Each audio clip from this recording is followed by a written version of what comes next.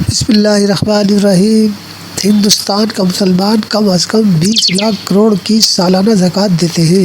اس کے باوجود ملک کا ہر چوتھا مسلمان یا تو بھکاری یا پھر غریب۔ سنیے حضرت مولانا ابو طالب رحمانی کو۔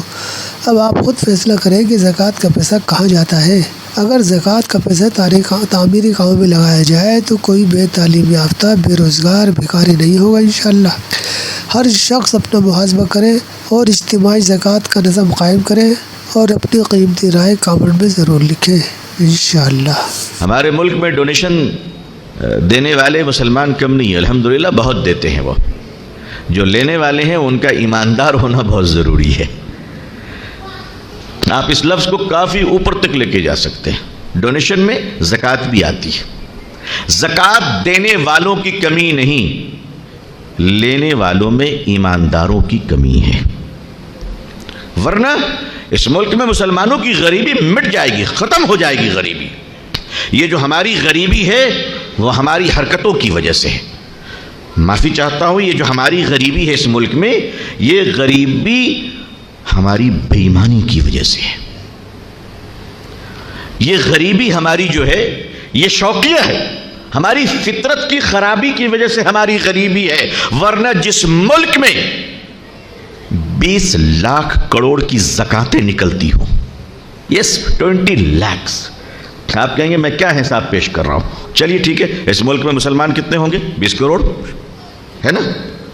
20 کروڑ میں زکات دینے والے مسلمان کتنے ہوں گے؟ 1 کروڑ۔ 1 کروڑ رکھ لیتا ہوں میں پورے ہندوستان میں، تو 1 کروڑ مسلمانوں کی زکات کی ایوریج کیا ہوگی؟ 1 لاکھ۔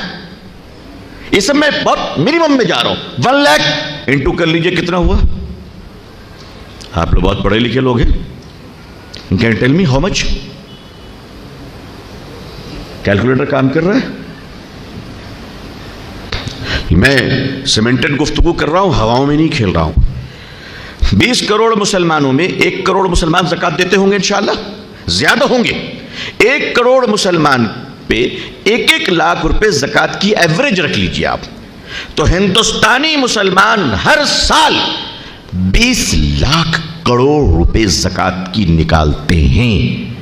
اس کے باوجود ہر چوتھا مسلمان یا تو غریب ہے یا بھکاری ہے۔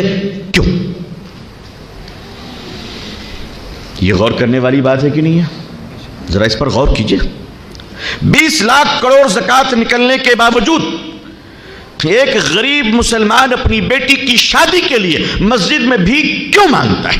20 لاکھ کروڑ زکات نکلنے کے باوجود ایک غریب مریض انسان مسجد میں اپنے علاج کے لیے بھی کیوں مانگتا ہے؟ اس کا مطلب یہ ہوا پیسوں کی کمی نہیں ہے، ایمانداری کی کمی ہے۔ کیوں ہم کہتے اللہ نے ہمیں اتنی دولت دی ہے کہ اگر اس پیسے کا صحیح استعمال کیا جائے انشاءاللہ تو 5 سالوں میں مسلمانوں کی غریبی ختم۔ اگلے 5 سال میں گورنمنٹ آف انڈیا سے ہم بات کریں گے کہ بتاؤ کہاں ہم بجٹ دینی ہے، وہاں ہم فائنانشیل سپورٹ کریں گے انشاءاللہ۔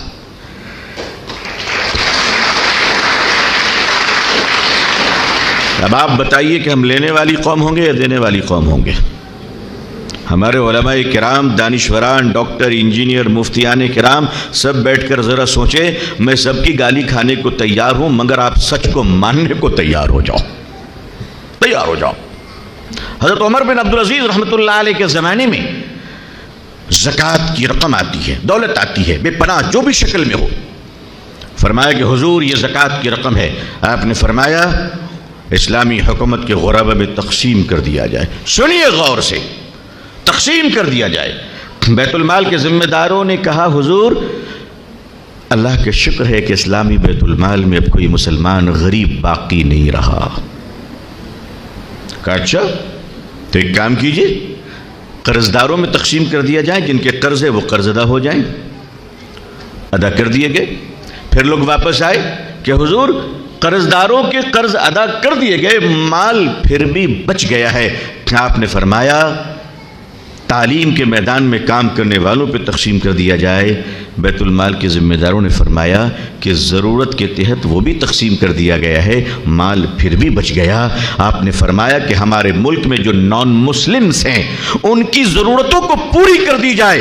بیت المال کے افسران نے یہ بتایا کہ ہمارے ملک میں سارے نان مسلم کی ضرورتوں کو پوری کر دی گئی ہے، مال پھر بھی بچ گیا۔